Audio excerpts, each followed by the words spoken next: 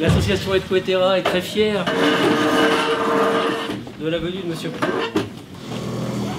responsable du pôle cyberdéfense de l'NCBS. L'NCBS. N'oubliez pas que l'association se vit grâce aux adhérents. Nous comptons sur vos adhésions. Bonne conférence. Merci. Bon, alors d'abord, moi je suis très heureux de pouvoir parler devant un public de futurs warriors du numérique, futurs guerriers du numérique. Donc je vais essayer de vous présenter un peu ce domaine que vous connaissez un peu quand même, votre génération. Vous connaissez un peu, mais peut-être que vous ne connaissez pas tout à fait comme il faudrait connaître. Donc je vais essayer de vous donner les clés pour vous donner envie de venir. Ça sera déjà pas mal. D'accord ? Alors, bien sûr, je vais vous présenter notre école d'ingénieurs. Bon, quand on est en première ou en terminale, une école d'ingénieurs, ça paraît encore un peu lointain, ça passe vite. Mais je vais quand même aussi essayer de vous expliquer un peu le domaine dans lequel nous sommes. Voilà. Alors, la première chose qu'il faut savoir, c'est que nous sommes une école d'ingénieurs du Morbihan, une école publique. Public, ça veut dire gratuit, hein. Mais on ne paye pas la formation.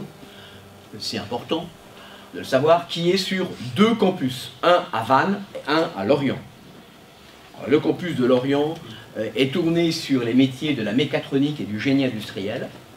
Le campus de Vannes est tourné sur les métiers du numérique, avec 2 spécialités, la mienne, la cybersécurité, cyberdéfense, et puis une autre spécialité en informatique.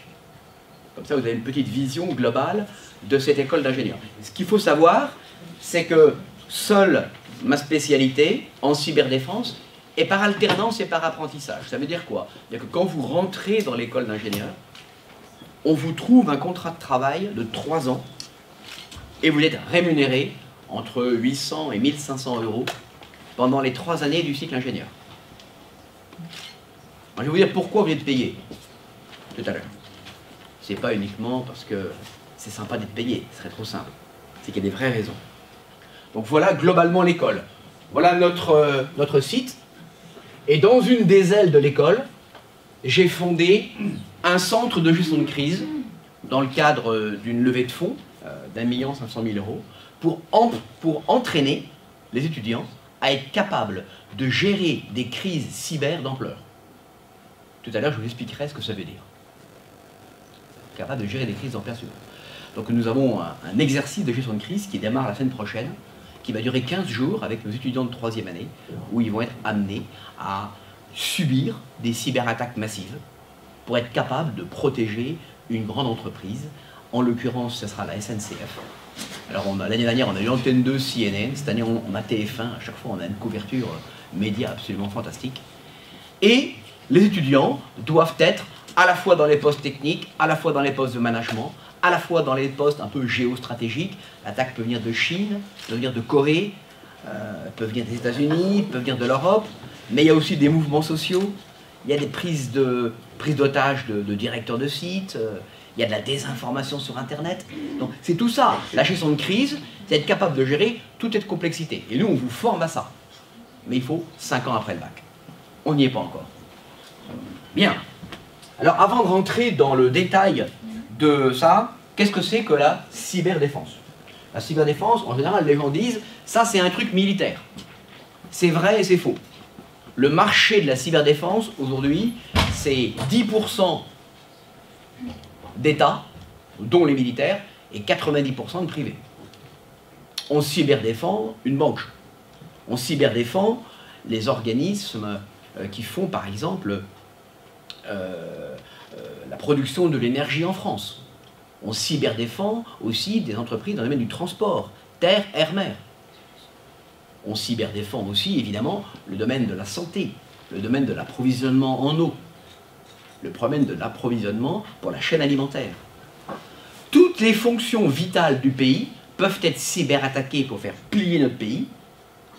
La cyberdéfense, c'est l'art de contrer tout cela. Et moi, j'ai fondé cette école d'ingénieurs en 2012, justement pour répondre à cette nouvelle menace en formant des femmes et des hommes capables de le faire. Vous avez compris le truc? Bien. Donc c'est ça la cyberdéfense. Alors évidemment, il y a un volet militaire. Mais moi, je ne l'adresse pas. Les militaires sont capables de se remettre tout seuls. Nous sommes une école universitaire, publique, et on forme les ingénieurs qui vont aller travailler dans tous les domaines. J'en ai qui vont travailler dans les services de renseignement. Ils étaient hier chez nous pour faire du recrutement. L'année dernière, j'en ai placé 5 dans les services de renseignement français. D'autres vont travailler au Quai d'Orsay. D'autres vont travailler au ministère de l'Intérieur. Mais d'autres vont travailler chez EDF, ils vont travailler chez Lactalis, ils vont travailler chez Air France, ils vont travailler partout. Toutes les grandes entreprises publiques. Il y en a qui vont travailler chez Areva, qui est dans le domaine du nucléaire. Tous les domaines d'activité. Alors les grands enjeux un peu généraux, je vais passer très vite, c'est d'une part de garantir la souveraineté de notre pays. Vous savez, en 2040 pour vous c'est demain, pour moi je ne serai plus de ce monde, 2040, un emploi sur 2 dans le numérique.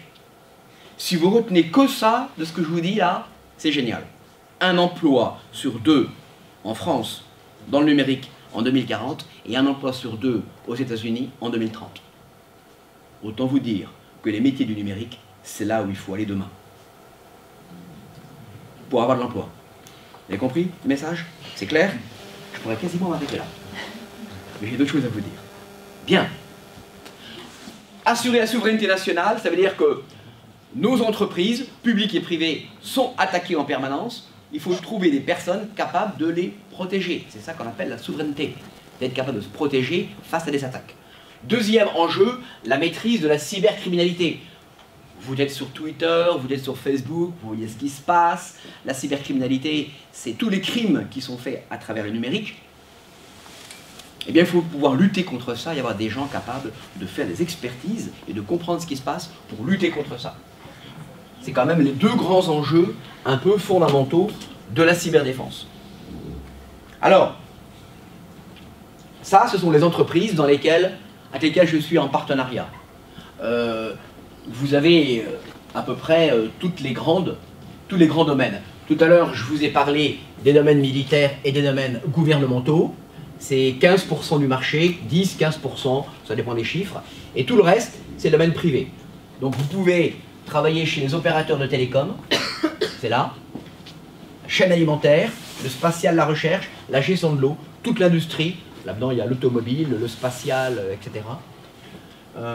J'étais, avant de venir, avec la direction du groupe Neovia. Ça ne vous parle pas, mais c'est la première PME du Morbihan, hein, avec 8000 salariés. Ils fabriquent des aliments pour les hommes. Ils sont cyberattaqués du matin jusqu'au soir. Et ils ne savent pas comment faire. Donc on est en train de faire un partenariat avec eux. Vous voyez, ça va dans tous les domaines d'activité. Là, on est sur la chaîne alimentaire. Les opérateurs financiers, les opérateurs d'énergie, l'eau, le gaz, l'électricité, et les opérateurs de transport. Route, voie ferroviaire, voie aérienne. Il n'y a pas beaucoup de secteurs d'activité qui échappent au domaine. Et tout ça, c'est en voie de numérisation intense. Bien. D'une manière générale, dans les entreprises, qu'est-ce qu'on trouve? On trouve des systèmes d'information. C'est peut-être un terme qui ne vous parle pas beaucoup, ce qu'on appelle l'informatique d'entreprise. C'est ce qui permet, grosso modo, d'automatiser des tâches nécessaires pour que l'entreprise fonctionne. On automatise la paye, on automatise la recherche et le développement, enfin, toutes les grandes fonctions d'entreprise. Les entreprises, pour communiquer avec les autres, avec le fisc, avec les clients, avec les fournisseurs, ont des réseaux de télécommunications.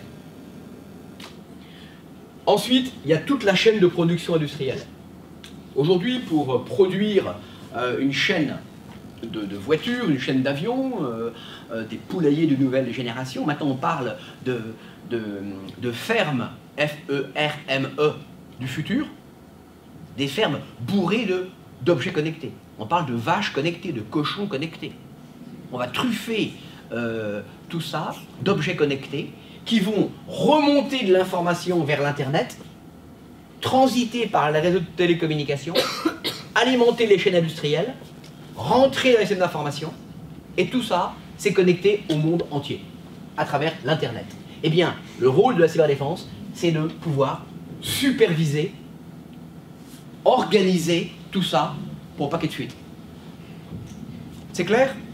Vous avez compris? Ouais. Vous voyez qu'on peut comprendre un truc simple, compliqué, je vais dire, en quelques termes. Bon, bah maintenant que vous avez compris le métier, vous avez compris les enjeux, vous avez compris le domaine, je vais vous parler un peu de cette formation.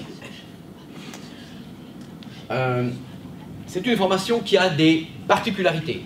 Quand j'ai fondé cette formation, j'ai souhaité associer une quarantaine d'entreprises qui m'ont aidé à construire la formation. Donc c'est pas une lubie un matin en se réveillant, tiens on va faire un truc marrant. Non, non, c'est vraiment une co-construction avec le monde de l'entreprise pour être certain que la formation colle bien aux besoins de l'entreprise. Donc nous avons arrêté un certain nombre d'objectifs au moment de la fondation et nous continuons toujours à tenir ces objectifs. Aujourd'hui, on est la seule école d'ingénieurs en France dans le domaine. Pourquoi? Eh bien pour deux raisons. La première raison, c'est qu'il n'y a pas d'enseignants. Les universités, les machines à fabriquer des enseignants forment des enseignants dans plein de disciplines, mais pas dans ce domaine-là. Bon, donc c'est un vrai problème pour monter une école d'ingénieurs sans enseignants. Donc quand je l'ai ouverte au début, j'étais tout seul. J'ai ouvert première promo tout seul. Maintenant, j'ai avec moi 8 salariés enseignants et j'ai plus de 100 intervenants qui viennent de toute l'Europe, qui sont des experts que je fais intervenir pour former. C'est la première raison pour laquelle c'est très difficile, parce qu'il faut avoir un réseau. La deuxième raison pour laquelle c'est très difficile, c'est que quand vous voulez créer quelque chose de nouveau, eh ben, il n'y a jamais d'argent. Donc il y a de l'argent pour faire tourner ce qui existe, toutes les filières qui existent, mais dès qu'on fait du neuf, il n'y a pas d'argent. Donc il faut trouver l'argent. Et moi j'ai voulu que le modèle nous permette à la fois à nous de vivre et à vous d'être payés, et je vais vous en parler tout à l'heure. C'est un modèle original. Bien. Alors le premier principe, c'est de tout faire avec le monde de l'entreprise. Un principe fondamental, dans lequel je crois beaucoup. Donc, le recrutement de nos jeunes se fait avec les entreprises. Tout à l'heure, je vais vous expliquer comment on fait pour recruter, très concrètement. Mais on le fait avec l'entreprise. Jamais je ne recrute un jeune sans avoir eu l'accord au moins de 5 à 6 entreprises différentes sur chaque jeune. On ne peut pas se tromper sur le recrutement. Trop important. Pourquoi? Quand je vous recrute et que je vous place au cœur de la sécurité du nucléaire ou au cœur de l'accueil d'une banque, c'est pas pour que vous soyez un cheval de Troie ou un espion ou quelqu'un de déviant. On vous fait confiance sur des métiers difficiles, il faut être loyal. Donc on est obligé de vérifier un certain nombre de choses sur le plan éthique et sur le plan moral. Et ça fait partie de notre processus de recrutement. La deuxième chose, c'est que la formation se fait avec l'entreprise. Je viens d'en parler juste avant. On a beaucoup d'intervenants extérieurs. C'est grâce à ça qu'on est sur un principe de co-formation. Et c'est parce qu'on a arrêté un principe de co-formation, alors on est parti sur l'alternance. Ça veut dire quoi l'alternance? L'alternance, ça veut dire un temps à l'école, un temps en entreprise. Et on alterne. Parce qu'on se forme à l'école et on se forme à l'entreprise, dans l'entreprise. C'est ça que signifie le mot alternance.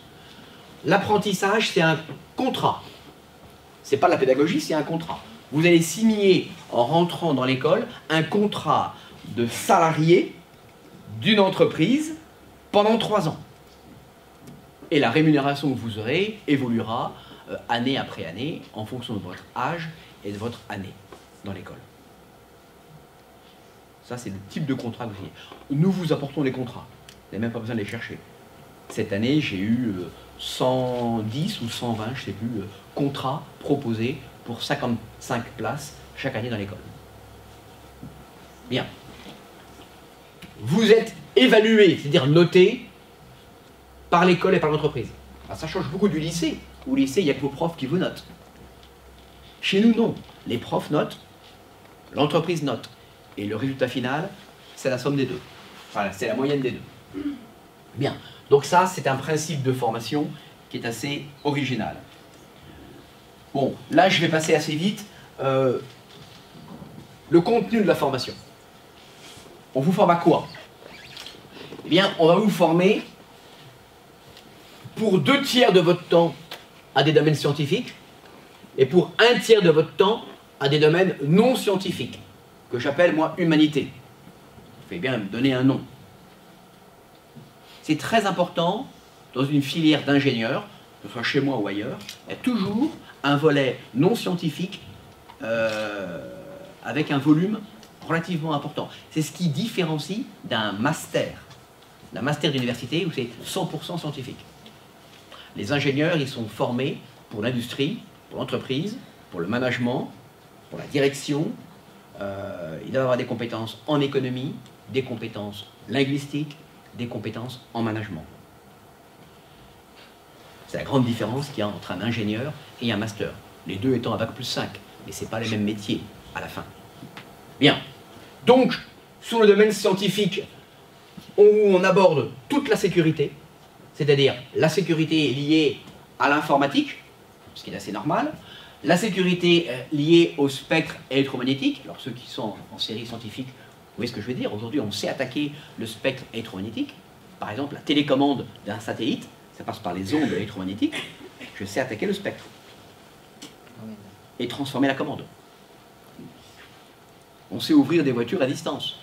Les étudiants font des démonstrations avec des BMW de dernière génération. On attaque le spectre électromagnétique. La télécommande, ce sont les ondes radio. Quand les gens pensent que c'est que de la sécurité informatique, on parlait comme ça il y a 10 ans. Aujourd'hui, la cyber, c'est d'abord l'informatique, l'internet, l'électromagnétisme, qui fait partie complètement du domaine, les systèmes électroniques. Aujourd'hui, c'est beaucoup plus efficace d'aller attaquer le hardware, l'électronique, que les couches logicielles qui sont par-dessus. Les objets connectés, par exemple, c'est beaucoup de hardware. Et on peut attaquer un objet connecté, bien évidemment. On nous annonce 40 milliards d'objets connectés en 2020. C'est demain. On va vers un monde du tout connecté. C'est un monde à la fois fabuleux sur le plan technique et un peu anxiogène sur le plan cyber. Les réseaux de télécommunications, c'est-à-dire téléphonie, réseau Internet, mais aussi réseau satellite, mais aussi réseau industriel. Tous les types de réseaux. Les systèmes industriels et les IoT, les IoT c'est objets connectés en français, je viens d'en parler. Les systèmes industriels, c'est tout ce qui permet de faire la production industrielle. On sait aujourd'hui attaquer un automate programmable, on sait attaquer un capteur actionneur, on sait attaquer un robot, on sait attaquer un cobot, on sait attaquer tout. Mais on est sorti des attaques purement informatiques, celles que la presse médiatise, les fameux malwares, tout ça. Ça existe toujours, mais le domaine s'est considérablement élargi en spectre. Et puis bien sûr, des mathématiques, c'est une école d'ingénieurs. Dans le domaine des humanités, on va vous former au facteur humain. Pourquoi? Parce que 70% des attaques ciblent l'homme, et pas la technique. Donc si je veux attaquer une entreprise, je vais attaquer la vulnérabilité des hommes et des femmes. Donc on vous forme aux techniques de reverse engineering, aux techniques de social engineering. Comment retourner les gens malgré eux. Comment les faire travailler pour quelqu'un de l'extérieur alors qu'il va être loyal pour leur employeur. Technique de manipulation humaine. Il faut que vous soyez formé à ça pour être capable de résister le jour où ça se produit. C'est des métiers de fou, ça. On vous forme à la gestion de crise, on y a déjà parlé, au droit, évidemment, le domaine cyber est très réglementé.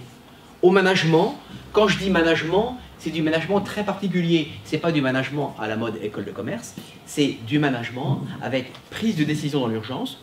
Vous êtes face à une situation où il y a une usine complète qui est à l'étranger. Là, ce matin, on me racontait l'histoire d'une usine qui était au Mexique, qui était tombée. Le centre de supervision est en France. Bah, l'usine est tombée. Elle a été attaquée et tombée. Plus de production. Qu'est-ce qu'on fait? Bah, là, c'est la prise de décision dans l'urgence. Donc, c'est du management. Et on n'a pas 3 jours pour réfléchir, pour monter un groupe de travail, étudier les différentes hypothèses. On doit décider tout de suite. Donc c'est du management très particulier. Géostratégie internationale. Quelles sont les doctrines, les organisations, les savoir-faire en Chine, en Corée, aux États-Unis, en Russie, en Europe, en France. Enfin, la menace, elle vient bien de quelque part. Si on ne connaît pas la menace, on ne peut pas s'en protéger. D'accord? Vous avez bien compris aussi que la cyberdéfense, ce n'est pas la cyberattaque. L'attaque est illégale. En France, illégale. C'est clair. Seuls certains services réservés de l'État ont le droit d'attaquer, mais c'est aussi encadré que le nucléaire, que le feu nucléaire. Le feu numérique est encadré comme le feu nucléaire. Ça relève du président de la République. Autant vous dire que ça relève ni de vous ni de moi.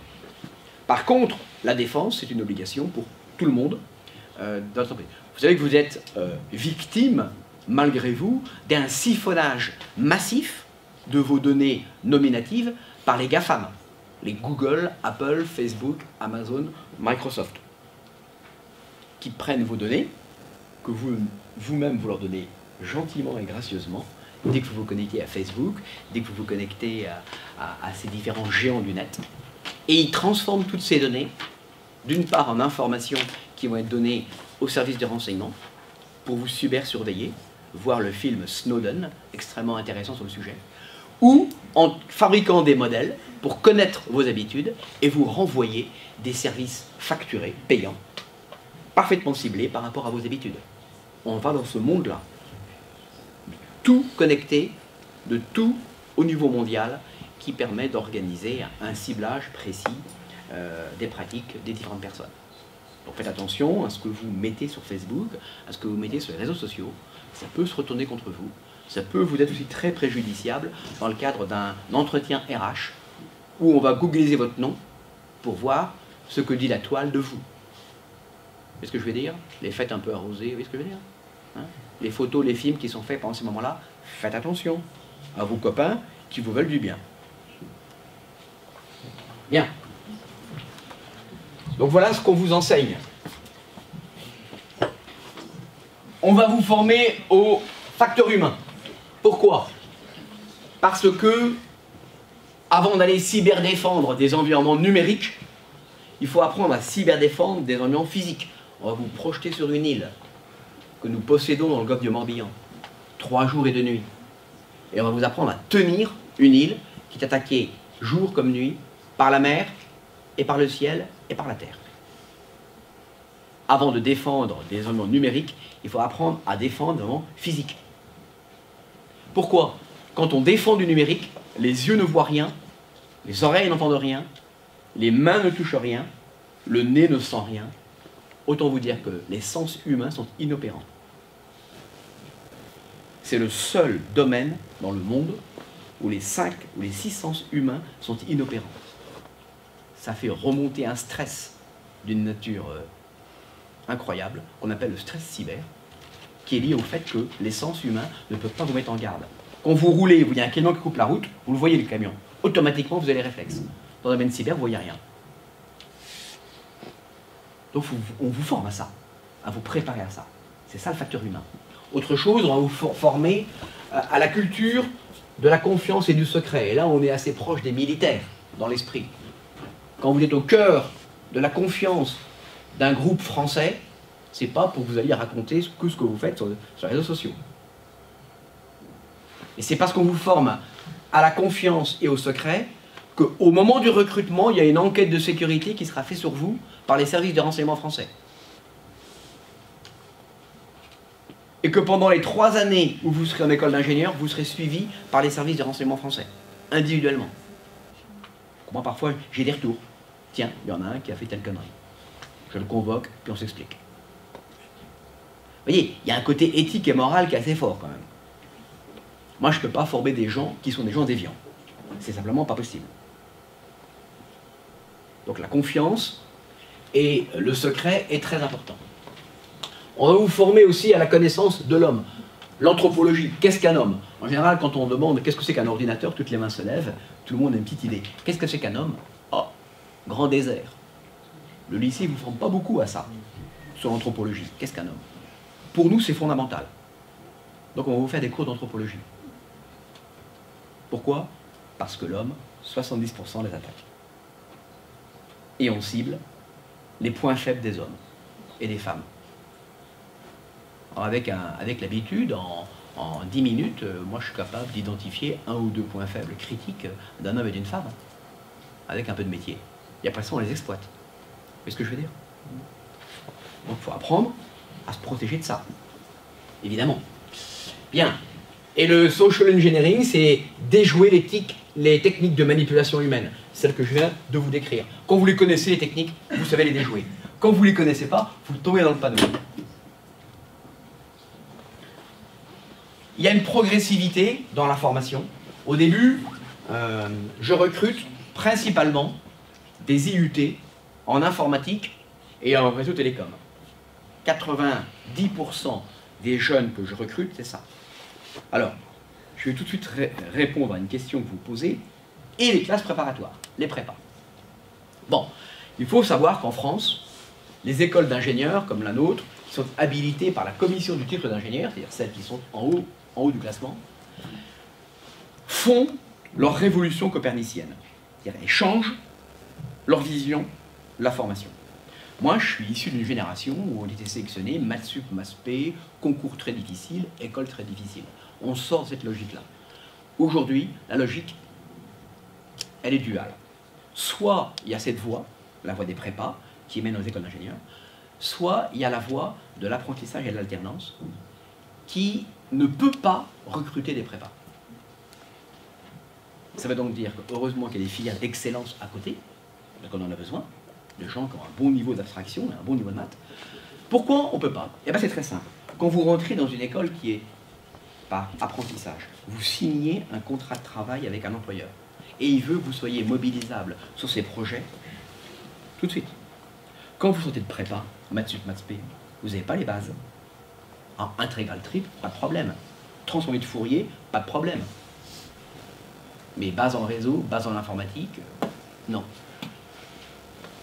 Donc moi, chaque année, j'ai des centaines de dossiers de prépa, poubelle directe.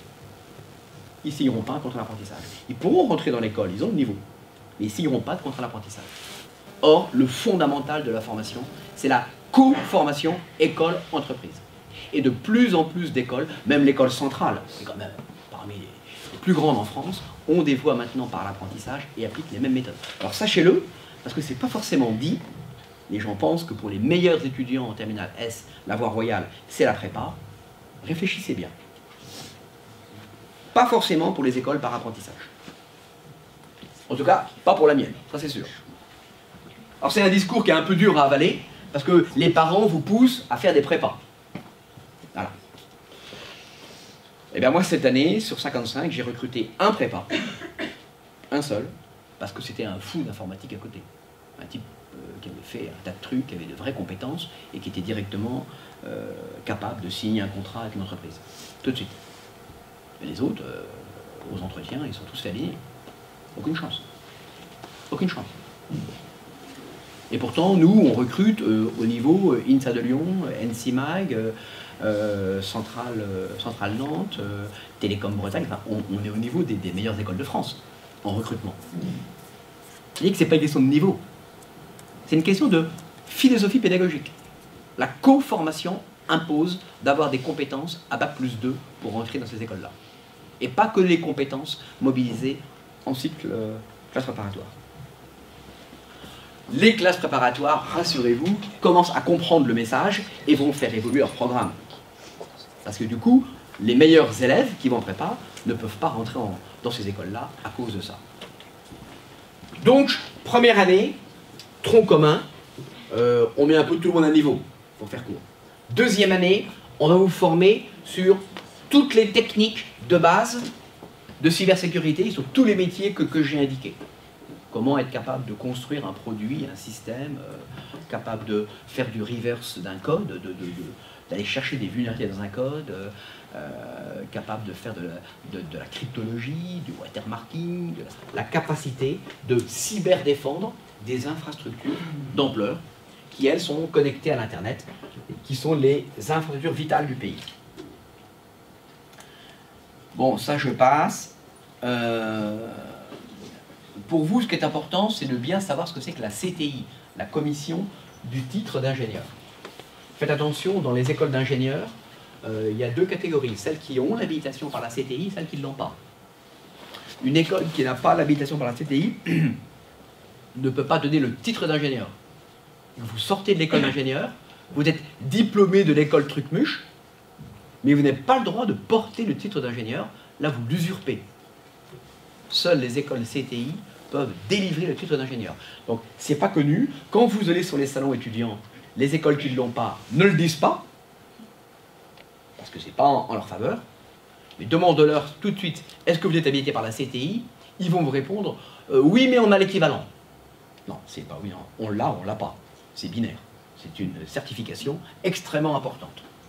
Nous nous sommes labellisés par l'agence gouvernementale de la confiance du numérique, qui est l'agence qui relève du Premier ministre, qui valide ça. Donc voilà, c'est très important de vérifier les reconnaissances d'une école avant d'y aller.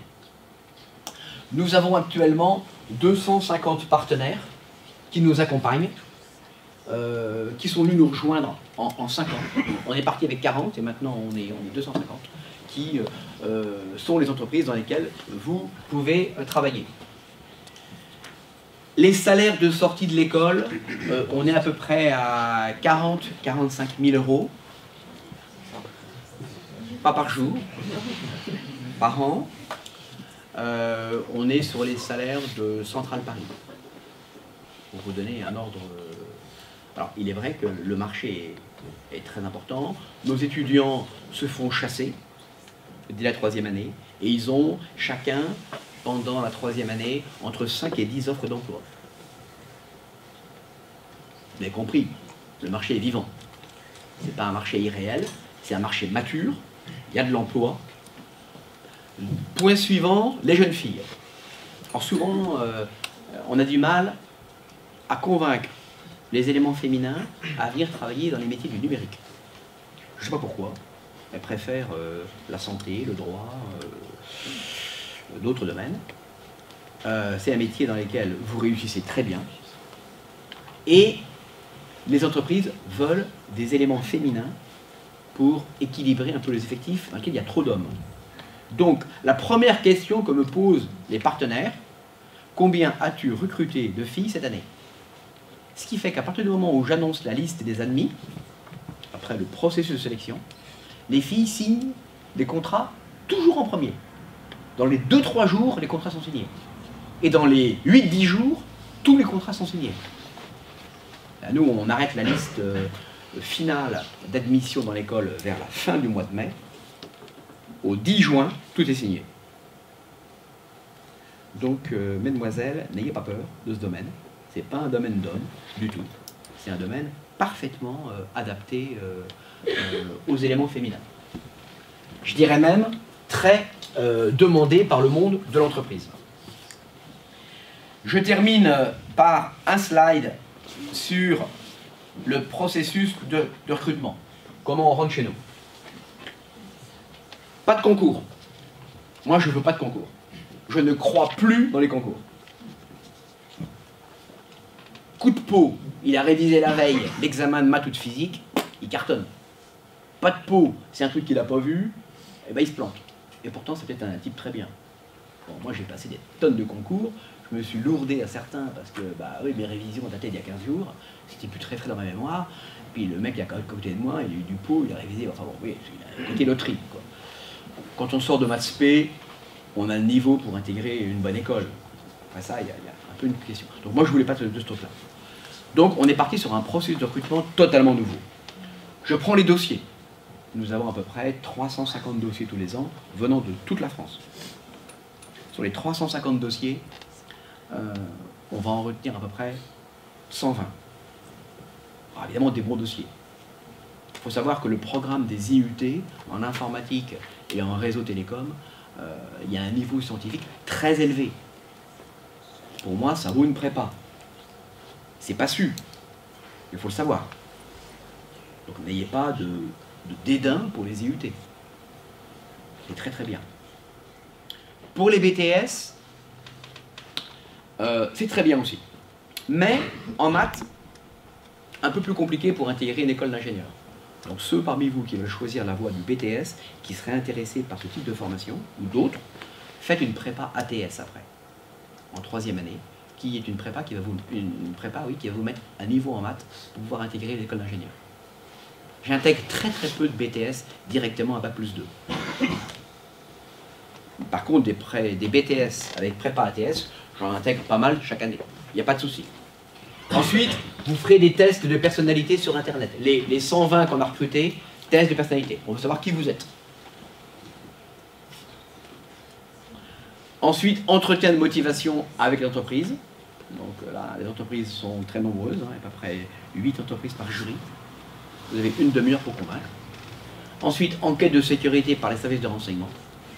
Et puis là, on est passé de 120 à 70. Les 70 premiers sont en compétition sur les 55 postes, puisque la région nous donne un quota de 55 postes. Ça va? Bon. Alors maintenant, j'ai deux solutions. Soit je vous mets un petit film pour vous montrer ce que c'est qu'une gestion de crise avec mes étudiants, soit je réponds à vos questions. Soit les deux. Les deux vous intéressent? Un petit film pour voir un peu ce que c'est qu'une crise? Ouais, ça vous amuse? Non? Allez. Ça va marcher le son alors? J'ai encore le temps là? Bon, le film est très rapide. J'espère que le son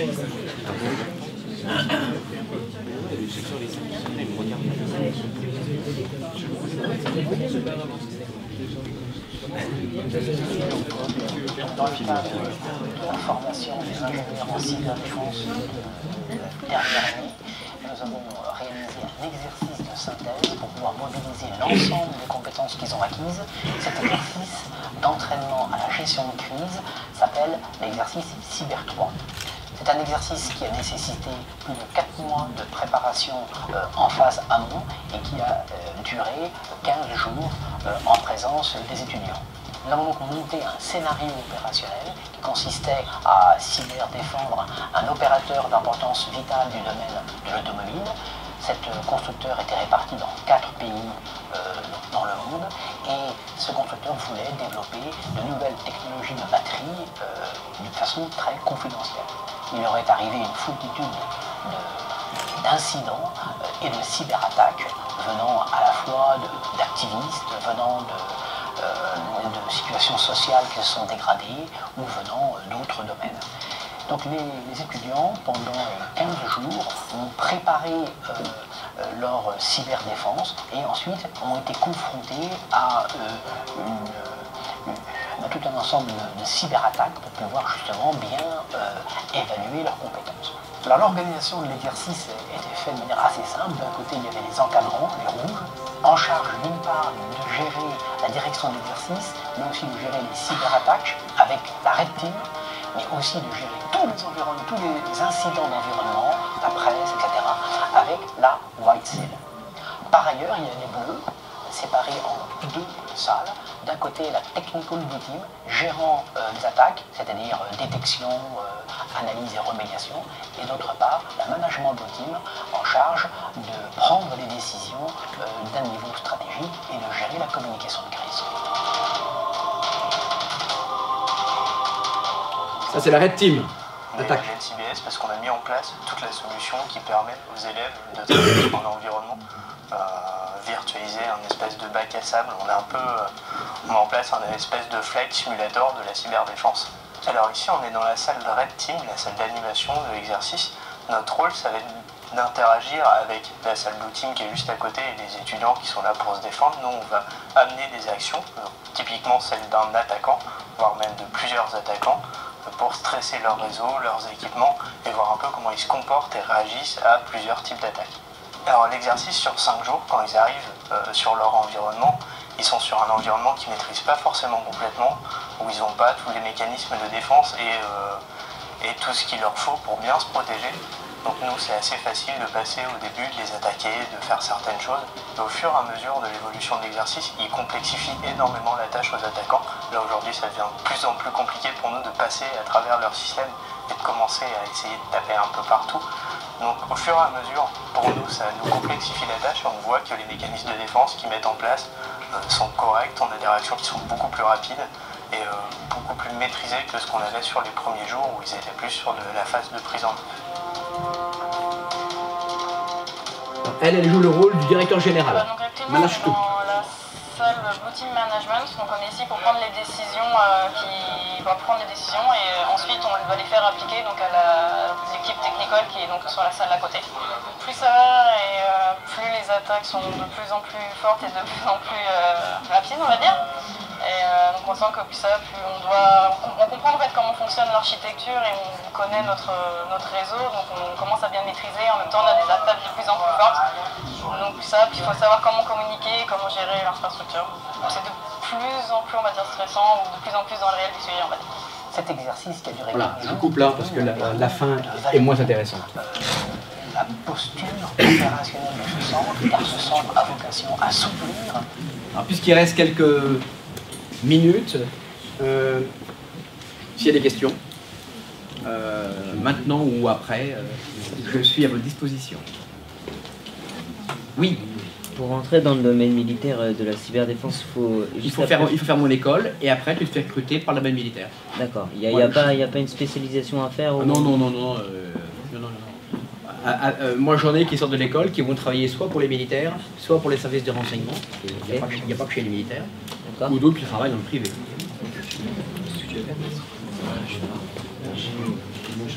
Bien. Pas d'autres questions?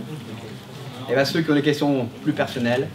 Les plus motivés, vous restez, les autres. Voilà.